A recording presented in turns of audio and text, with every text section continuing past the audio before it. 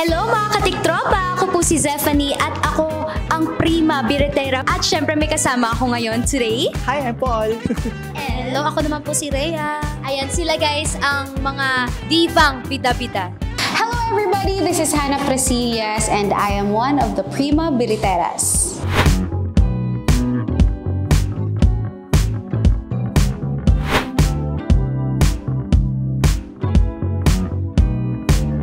Ako, mauuna na ako guys. Ang preparations ko sa segment na to talagang 1 year ng practice, no? 1 year ng practice kasi for sure talagang kailangan kong paghandaan.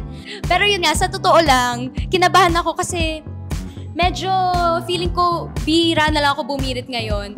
Kaya kailangan ko mag-practice. Kaya, ayun, natulog lang ako, tapos gumising ako, and eto na tayo. Ako, ang preparation ko for today na episode is tulog talaga. Kailangan ko ng matinding tulog. Pero hindi nangyari. Wala akong tulog eh. Wala akong tulog eh. So, puyat, I think, 2 hours of sleep lang. Pero laban ko pa rin naman. Yan, syempre, ganun din sa akin, tulog tsaka mahabang pahinga. Kasi hindi makukondisyon yung boses mo kapag wala kang pahinga. Isa sa mga ginagawa ko talaga is of course, when I get the material, the study material, talagang iniisip ko kung anong mga pwedeng gawing bale kasi yung goal nga dito sa segment na to is, alam mo yun, ipakita, i-showcase mo yung mga birit parts mo and somehow kailangan din sa ibang songs na babaliin mo yung ibang mga tono.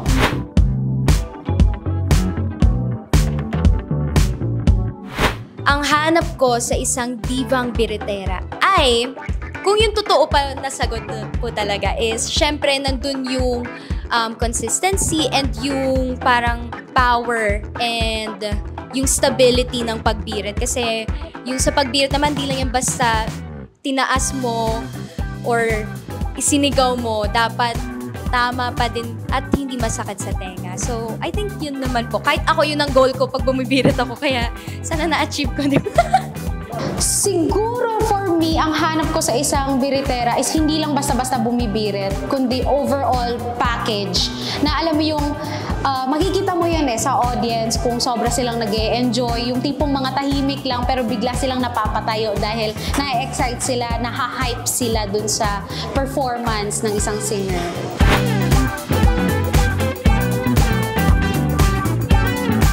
Ako, nag-start akong kumanta nung 6 years old. Pero kasi sobrang napakamahiyain ko noon. Bali, nag-start na lang ako sumali sa mga singing contest nung 17 years old na ako. Ayun, ako natuto ako kumanta simula nung 2 years old ako.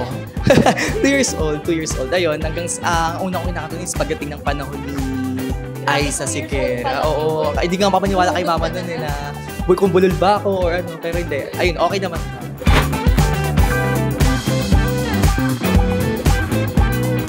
Ayan. Hindi ko masasabi kasi lahat ng mga singer talaga, ang gagaling nito talaga. Lahat sila idol ko.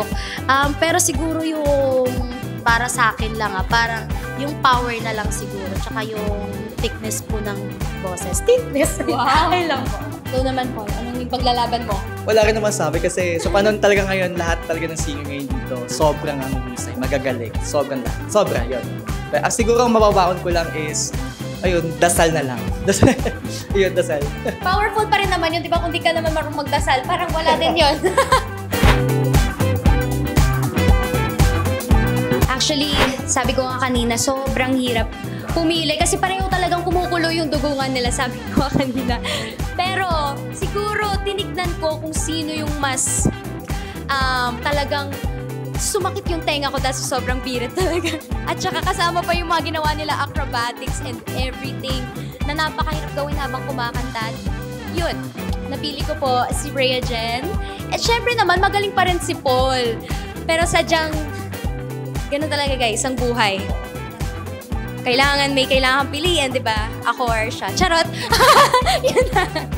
I choose the winning diva again based doon sa mga tao, sa audience, and of course sa akin din as a singer, yung puso, kasi ako na-train akong ganon, so hinahanap ko rin sa iba, and I encourage everyone na number one po yun na aaralin natin kapag kumakanta tayo, dapat aralin natin kung paano siya kantahin mula sa puso, kasi ang pagkanta ay hindi basta-basta na pag-hit ng high notes, pero kung paano mo i-deliver sa mga tao at makukuha nila yung mensahe ng kanta.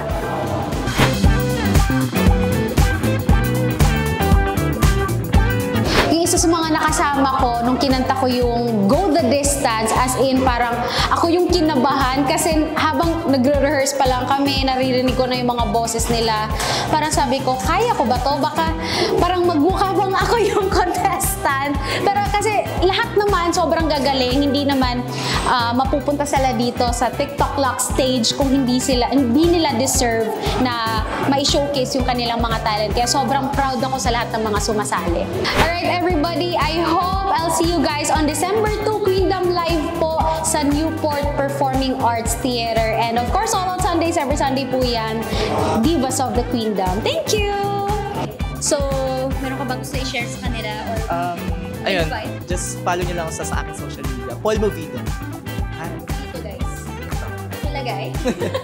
Paki-follow na lang po ako sa mga social media accounts ko. Rhea Jen Rojo Villarreal at sa TikTok account ko, Rhea Villarreal. Thank you!